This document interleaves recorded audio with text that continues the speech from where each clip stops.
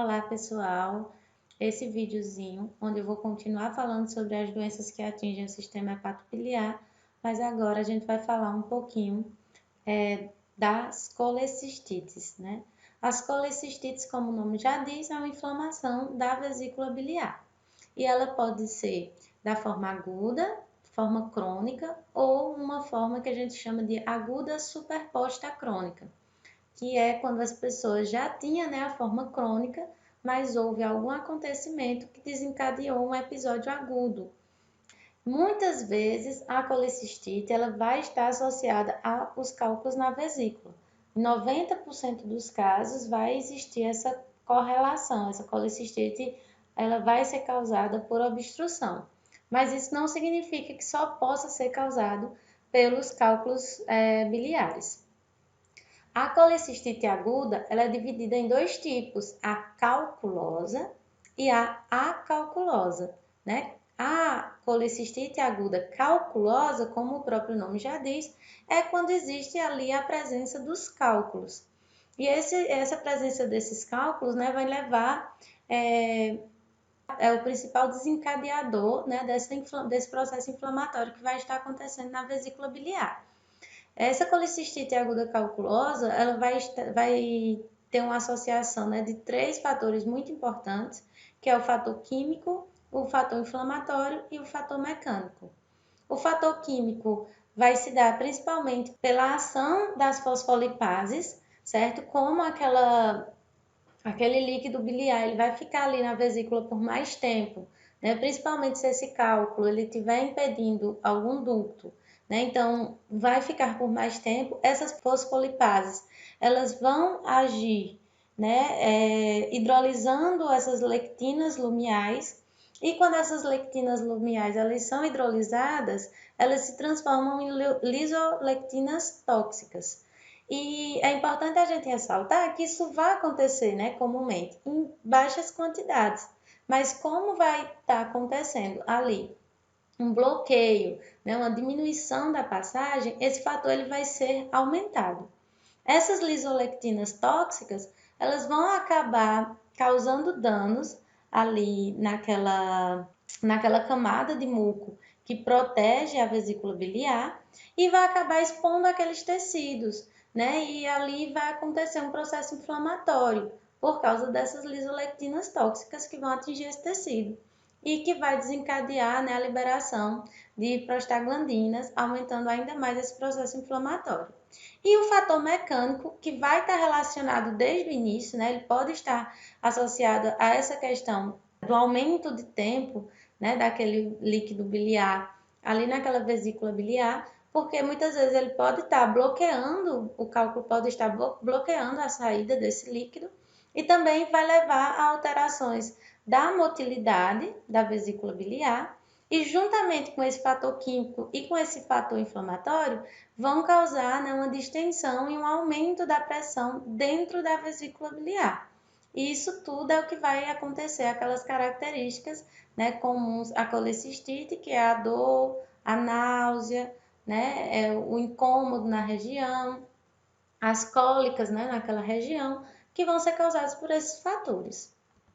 Já a colecistite aguda acalculosa, a gente não tem tantas informações assim sobre elas, né? Mas acredita-se que a principal causadora, né, desse episódio é a isquemia. Ali próximo à vesícula biliar, a gente vai ter a artéria cística, que é uma artéria que ajuda na circulação, que irriga o tecido da vesícula biliar.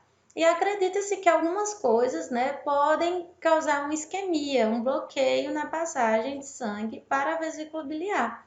E isso vai gerar um processo inflamatório e, né, possivelmente pode ocasionar um edema na parede da vesícula biliar. E isso vai levar a uma estase da vesícula, né, a uma parada de funcionamento. E essa parada de funcionamento ela vai contribuir para que aconteça a deposição de microcristais de colesterol, que não vai ser o suficiente para a formação de pedras de colesterol, né, de cálculos, porém engrossam aquele líquido biliar. o que faz com que nesses casos se chame de lama biliar, porque essa bile ela vai ficar mais viscosa. E essa lama biliar, né, junto com esse processo inflamatório, também vai dificultar a saída dessa vesícula biliar, pode também aumentar a pressão dentro do lúmen da vesícula biliar e também vai levar àquelas mesmas sintomatologias, né? Que a gente vai falar um pouquinho agora. Os aspectos clínicos das duas tipos de colecistite, eles são os mesmos, né? Eles vão ser associados principalmente à dor na região e pode ter outros sinais, como uma febre leve, né? Que são sinais inflamatórios. Pode acontecer a anorexia pela dificuldade de absorção de alimento, né, e pelos vômitos também que são causados, que podem ser causados pela colecistite. Podem ter sintomas mais gerais, como a taquicardia e a sudorese, e também, né, é comum que se tenha náusea. A maioria dos pacientes, né, com colecistite, seja ela acalculosa ou acalculosa, eles não irão apresentar icterícia, mas quando aparece, geralmente está mais associado a uma obstrução do ducto biliar, o que está mais ligado à colecistite aguda com presença de cálculos, né, da forma calculosa. Pode haver uma leucocitose, né, por causa do processo inflamatório, e geralmente a colecistite calculosa aguda, né, com a presença de cálculo, ela pode constituir-se como uma emergência cirúrgica, porque há o bloqueio, às vezes completamente, né, e isso vai levar a episódios de dor bem mais agudos e que precisa de uma resolução imediata. E os sintomas clínicos relacionados à colecistite aguda acalculosa, apesar de muitas vezes eles serem mais leves, eles são mais insidiosos, né? Então eles voltam a aparecer. Independente da forma de colecistite, seja ela calculosa ou acalculosa, essas colecistites elas podem evoluir para a colecistite crônica. A colecistite crônica, ela pode ser sequela de surtos repetidos de colecistite aguda leve e severa, mas geralmente quando ela aparece, né, quando ela é diagnosticada, pode não haver sinais anteriores aparentes. Então, aquela pessoa pode não saber que estava, né, com uma inflamação da vesícula biliar. Geralmente, ela também vai estar associada à colelitíase, ou seja, aos cálculos, né? E em aproximadamente 1/3 pode haver a presença de micro-organismos, principalmente a E. coli e os enterococos.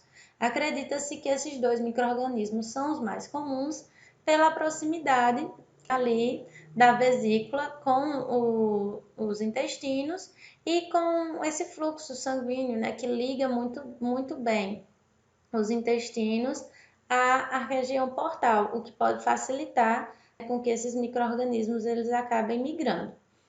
Os sintomas da colecistite calculosa crônica são bem parecidos ao da forma aguda, mas geralmente eles são menos notáveis. Isso é o que contribui, né, para que aquela forma ela fique, aquele problema ele perdure por tanto tempo e se torne crônico.